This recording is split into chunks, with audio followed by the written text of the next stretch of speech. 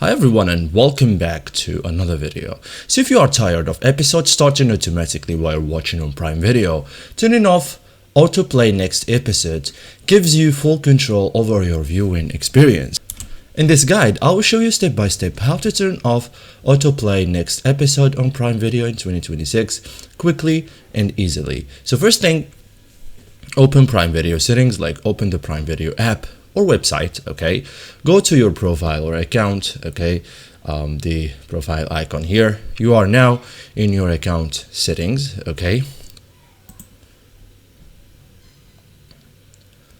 so here you have to find playback. Okay, then that where autoplay controls are located. So find autoplay option, look for autoplay next episode, or you may also see autoplay previews. Okay, so make sure you are selecting the correct one.